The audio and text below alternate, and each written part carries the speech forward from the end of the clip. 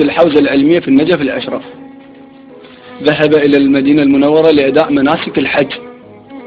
بعدما أكمل مناسك الحج التقى برجل من سكنة المدينة، فقال له: من أين أنت يا أخ العرب؟ قال له: من العراق. قال له: أين في العراق؟ قال له: أنا طالب في النجف الأشرف. فقال له: بعد أن تستكمل مناسك الحج هل ستعود إلى العراق؟ قال: بلى. قال له: لماذا لا تبقى عندنا في المدينة؟ نزوجك ونعطيك سيارة ونعطيك بيت وراتب وتتعلم وتتعمم إن شئت، بالإضافة إلى أن الله سبحانه وتعالى فضلنا عليكم بعدة نقاط. قال له: بيش فضلكم علينا؟ قال له: جعل الكعبة يمنه وما خلاها يمكن، وخلى بير زمزم يمنه وما خلاه يمكن، وخلى يمنه قبر الرسول صلى الله عليه وسلم وما خلاه يمكن، ما قالوا آله، وخلى يمنه دار الأرقم اللي أسسوا بالدعوة الإسلامية وما خلاه يمكن. بعد انت ايش عندك راجع للنجف؟ جاوب هذا الطالب، خلي بالك وياي. قال له: إذا يمكم الكعبة وبيتكم زمزم، وإذا يمكم محمد يمنى ابن العم، وعلي نفسه محمد بالنفس والروح، وقل لي الواحد على اثنين يتقسم.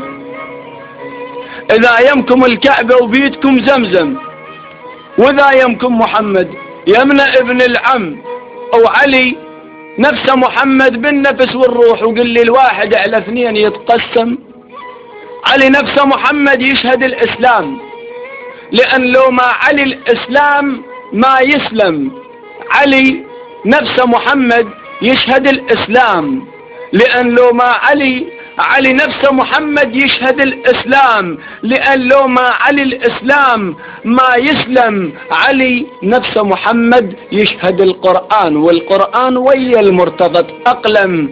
علي نفسه محمد حتى بالأحكام، وش حللوا حرم، وانت تريد عوف ولاية الكرار واسكن بالمدينة هناك واتعلم. ولك انا ما اقول لك محمد بالغدير ايش قال صلى الله عليه وآله سلم، وما اقول لك رفع يا كف وشعلك نار، لأن طاري علي يخليك تتلأثم.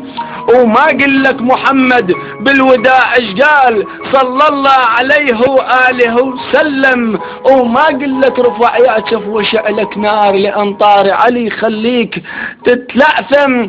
وما اقول لك محمد هو داح الباب، لأن دومك تمس ما تريد تتفهم. وما اقول لك محمد نفسه داح الباب، لأن دومك تمس ما تريد تتفهم. وما اقول لك اتبعت كيسك انت هناك، لأن عندي يقين مقلد الأعلم. وما اقول لك الطائف والنجف فدراي، لأن علم النجف كل يوم يتقدم. وما اقول لك اريد زيارة المختار، ولا بدار الارقم امشي واتعمم. وتعرف ليش ما ازور النبي المختار، وتعرف ليش دار الارقم تهدم. ولك تعرف ليش ما ازور النبي المختار، وتعرف ليش دار الارقم تهدم. لان نفس محمد بالنجف مدفون، ولليعقوب هسه تحول الارقم.